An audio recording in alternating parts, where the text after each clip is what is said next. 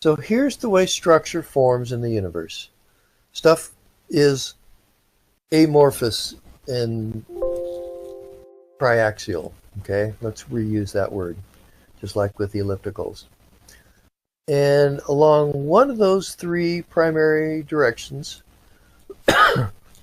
it's going to be flattest, and that's going to have the largest density contrast, and that's going to make the galaxies in that particular direction collapse in that direction quickest. So if you think of just a randomly shaped lump of clay, the direction along which it's already flattest is going to be the direction that it gets flatter still the quickest.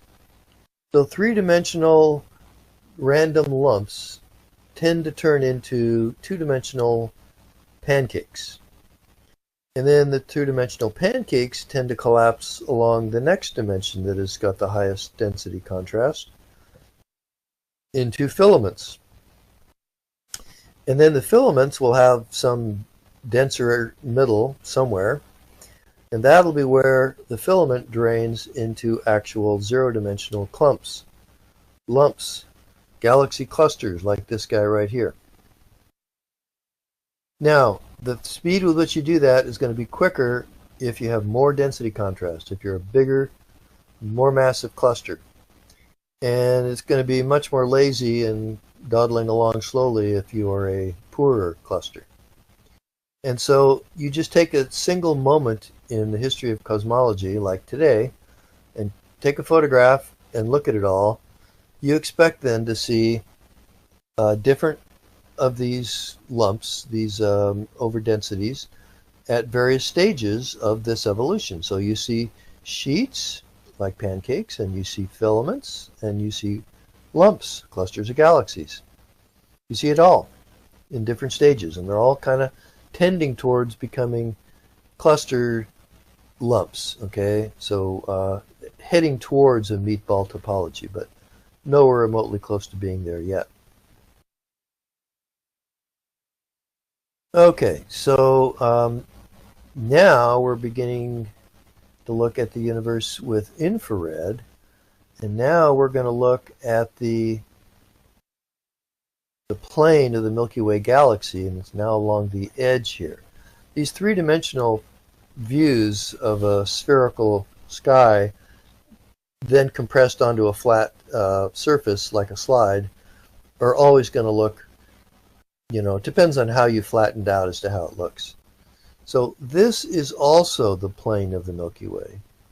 So this is half of the plane of the Milky Way, and then the surrounding is the other half of the plane. So it's kind of a mind trip to try and figure out how to turn that into a thing. But so imagine grabbing here, and then smoothly yanking them around out of the plane of your computer screen into right beneath your nose, so that this spot and that spot are the same place.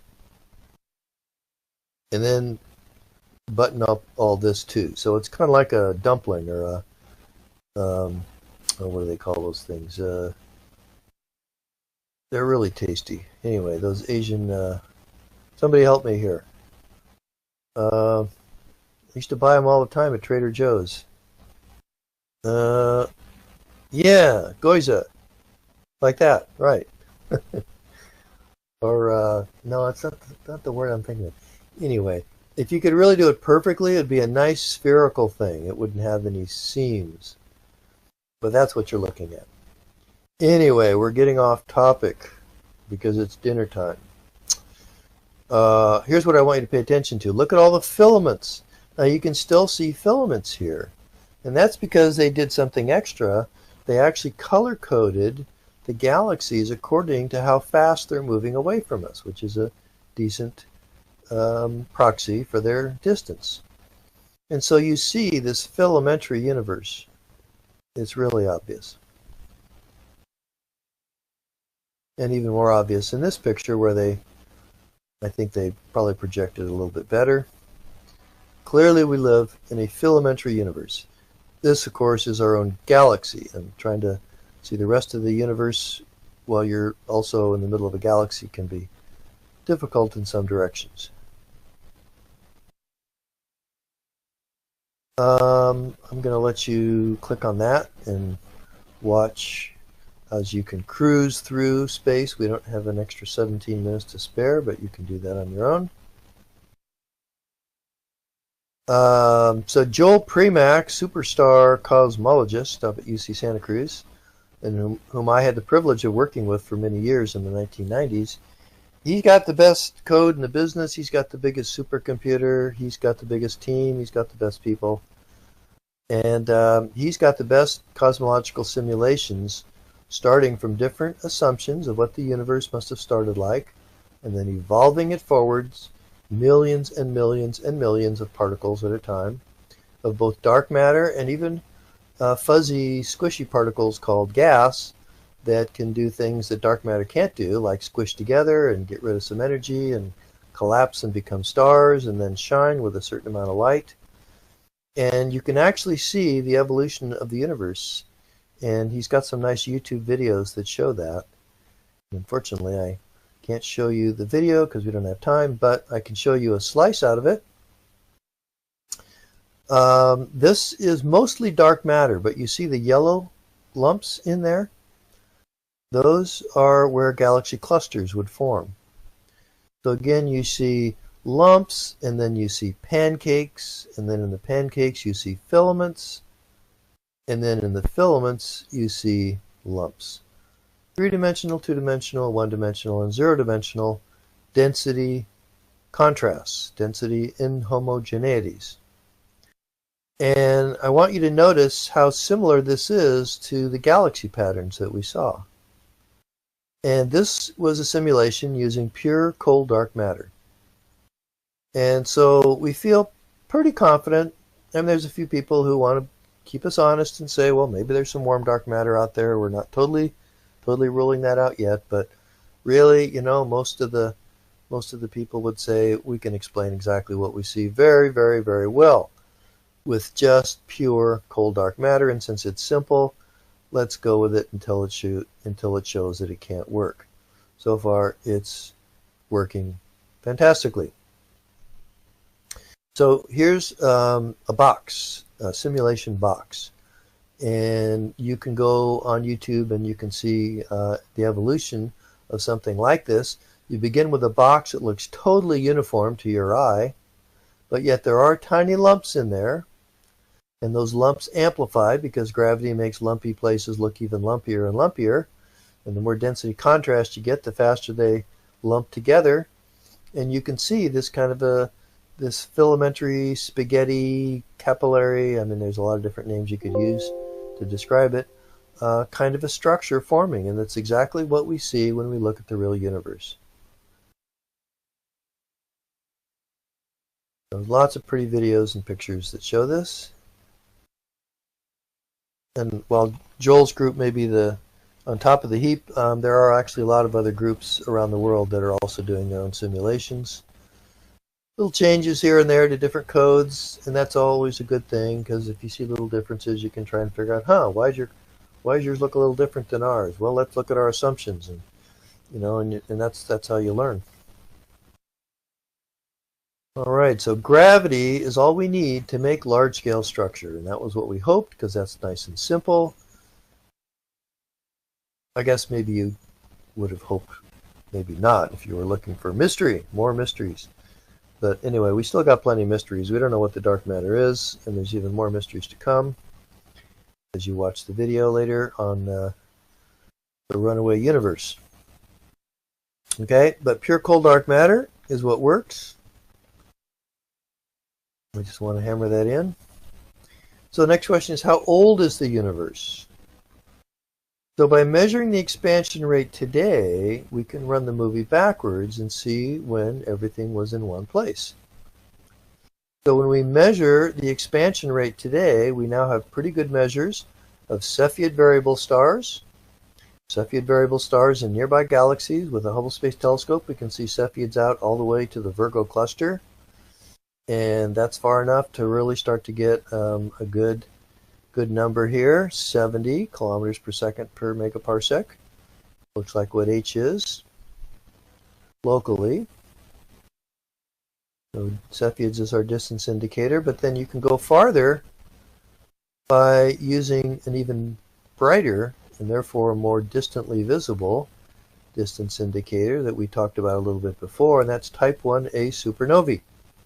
They're all the same. They're all 1.4 solar mass white dwarfs getting dumped on by their companion until they finally get squeezed so tight by the extra burden of all that matter that the carbon that they're made of will actually get pushed hard enough to begin to ignite, and then all the carbon goes up at once because the carbon is only supported by electron degeneracy pressure and not by gas pressure, and so there's no way really to halt the explosion once it begins, and the whole thing blows up. There's nothing left over, no gravitational lump left over that you have to try and account for and would complicate trying to turn into a standard candle. They all blow up perfectly, and they're all the same mass, and they're all pretty much the same thing. And you can see these things as far as the edge of the observable universe because they are the brightest things out there. They're even brighter than galaxies themselves, at least early galaxies, which were smaller than the ones we see today. And they allow good determination too. And I think I need to update this a little bit because there's actually some tension beginning to show up between the type 1a supernovae that are far away and the type 1a supernovae and the Cepheids that are nearby. And the differences in H that we get is like 67 to 68 all the way up to 71, maybe 72 kilometers per second per megaparsec. A little bit more than statistical randomness could account for, and people are beginning to wonder, gee, is that real? And what is that telling us? Oh, these are just pretty pictures. That's a type 1a supernova. And that's the same type 1a supernova. And so is that, and so is that. This is a gravitational lens caused by a nearby galaxy imaging a galaxy in the background that happens to have a type 1a supernova going off. Pretty cool. Oh, wait a minute. No, sorry, take that back. I should have read my own. That's not a type 1a supernova. It's just a quasar. I was starting to think, gee, you know, those don't last very long. Is there really that many? No, these are distant quasars, okay? Now, the neat thing about gravitationally lensed quasars, point sources of light, is that you can follow. Remember, the neat thing about quasars is they change their brightness. Their brightness can change significantly in as little as 1 day. And a week or a month or, you know, a few months is very typical. And so what they do is they monitor the brightness of each of these images, knowing each image is exactly the same thing. And after a while, after you've discovered one of these things, you can see that, oh yeah, this one's doing exactly the same thing as this is, but this one's offset by, 6 weeks. That means there's 6 weeks of extra light travel distance following this path, then following that path. Well, that's an actual physical distance, and we know that the optics of gravitational lenses, and it allows us to tell the distance very accurately of this galaxy and this background quasar. And that's another way to get a good distance indicator, entirely separate. So you measure the time delay in the variation between these different images of the very same thing, and that gives you 72 in excellent agreement.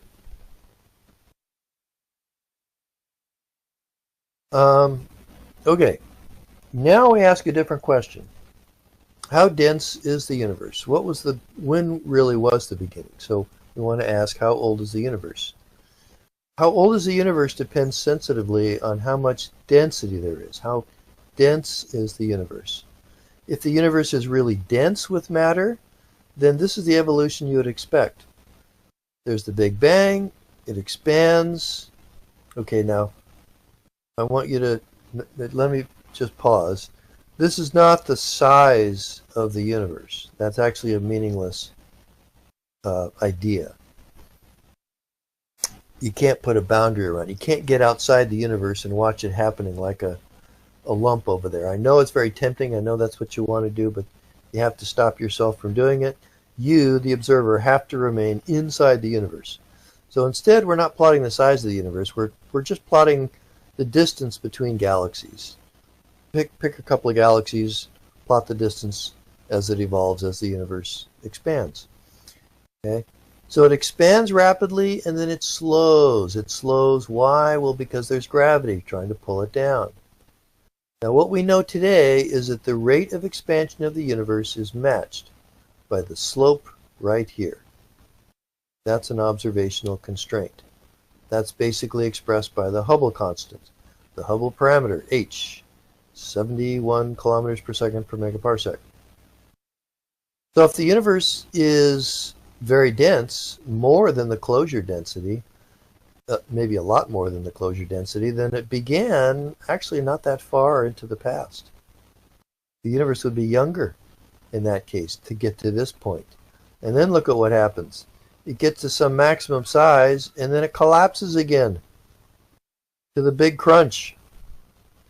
This is the big crunch. We can have a big bang, why not a big crunch? That sounds like the ultimate trash compactor. There you go. Now, if the universe is exactly at closure density, then it evolves like this. It starts further back right here. And it expands and it slows and it slows and it slows and it slows and it slows, but it never really comes to a stop.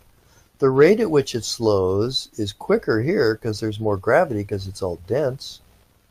But notice that the rate at which this curvature gradually curves gets less and less. And it gets less and less because the universe is getting more and more spread out and gravity is less and less able to pull it back. So you can convince yourself, if you think about that, that there is a density such that the universe would expand but never ever quite come to a stop, let alone recollapse.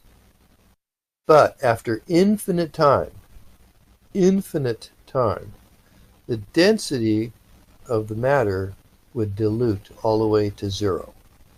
And what have you got at that point? You've got a universe with exactly zero density. We usually express density with a Greek letter rho. And it's also got an expansion energy that is also zero. If it has zero density, it's also got zero gravitational energy. This is a universe with exactly zero total energy. This is the kind of universe that we know from the existing laws of physics that are so well verified how to create. You can create a universe like this out of nothing. A universe from nothing. Now, you could go the other way and say, well, what if you have a universe that's got too much expansion? Then it maybe curves a little teeny bit down here, but then it just keeps going and going, and it's pretty much kind of a straight line almost. And even after infinite time, it's still going. It's still got some positive velocity. So that would be a universe that has less than the critical density. Now, if we were in a universe dominated by only the ordinary matter, we know how much density there is. There's only 4%.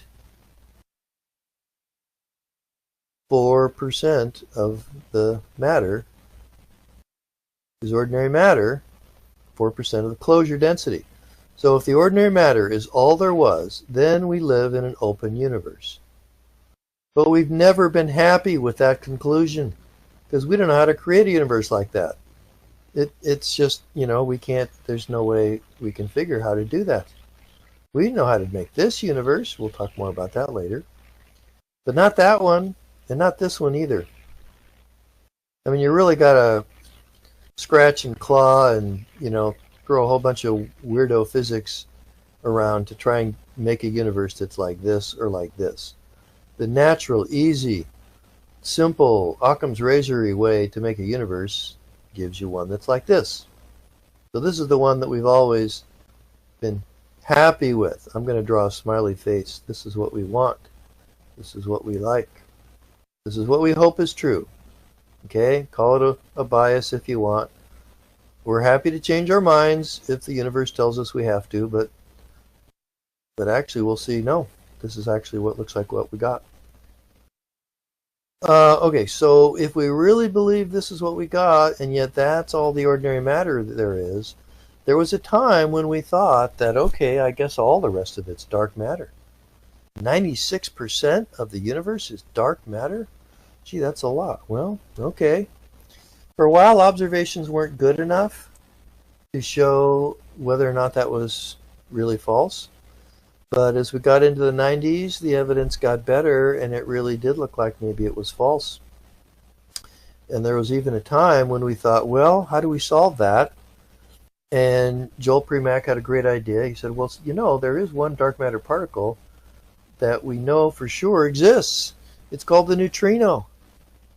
What if we had neutrinos, and then whatever this cold dark matter particle is, and most of it's cold dark matter, but if we just, you know, if we just cook the recipe a little bit, if we just throw in a little extra paprika in the form of neutrinos, then we could get the clustering of the universe to slow down at a rate that agrees with what we actually see. And so I was part of that team, and I was the one who was doing the identification of galaxy clusters, both in the numerical simulations and in the real universe, and comparing the two. And it really looked like, gee, you know, if we just had a mass for that neutrino, we know neutrinos are out there. We know roughly how many of them are out there even. And if we just had a mass of 5 electron volts, that's not asking very much.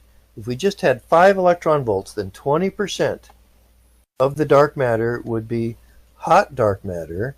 And we talked about this before, how hot dark matter is zipping around so fast it just free streams away from any lumps, and basically it inhibits the ability for galaxy clusters to form, and it would inhibit them in a way that would agree very nicely with observations. And actually from 1992, I think I joined the team, up to 1997, I mean, it was looking better and better. And there was a time, I still remember, when Joel phoned me at Cabrillo College and he said, the first results from the LSND, the liquid scintillator neutrino detector experiment at Los Alamos Labs, trying to measure the mass of the neutrino, the electron neutrino, their first results are in. Guess what they found for the mass of the neutrino? And I paused and I said, you're not going to tell me 5 electron volts. And he said, 5 electron volts. And so that was exciting. I mean, had Joel, with our help, me and Doug Hellinger and Anatoly Klippin and a few other people, mostly that little nugget of people I just mentioned. Could this theory actually be right if we actually figured out the large-scale mass of the dark matter? Is it really 80% cold and 20% hot? Well, that was very euphoric. That was wonderful, but it didn't last. Somebody pointed out that, you know, this corner of the detector looks like it's, you know, might be contaminated by this other source that could be giving signal that mimics these neutrino masses that we're inferring. And really, I think to be totally sure, we have to exclude that part of the detector. And the other researchers in the team said, well, you know, you make a good point, I suppose, but you know what? That's where all of our signal is. If we have to throw away that corner of the detector, then we don't really have a statistically significant answer yet. Which is sad, but, you know, I mean, if that's the way it is, that's the way it is. So, of course, we're all hoping that they would redo the experiment. But instead what came along is the government said, this is all great equipment. We need it. We need this to test nuclear bombs. And so the experiment never got repeated. And then I ended up with osteonecrosis of the femoral head from poison oak. And anyway, a long, sad story. And I was not doing any research for a while because I was devoting all my time to understanding bone and cartilage and medical stuff because my doctors were really being entirely lame. And I did save my bone from going through osteonecrosis with some very unconventional stuff, but medically accurate and not homeopathy or anything ridiculous like that. But I mean, some good stuff. But I had to work really hard, and then a year after that came the discovery that gets us back on track here. Okay, so enough of my sad story. My research life had a wonderful peak there when Joel called me, and then after that it's been a long bear market. But we don't have to get depressed about that because we do know a lot more now. We did learn some really cool stuff towards the end of the 1990s. That was a standard Big Bang model, dark matter, and a little sprinkling 4% of ordinary matter.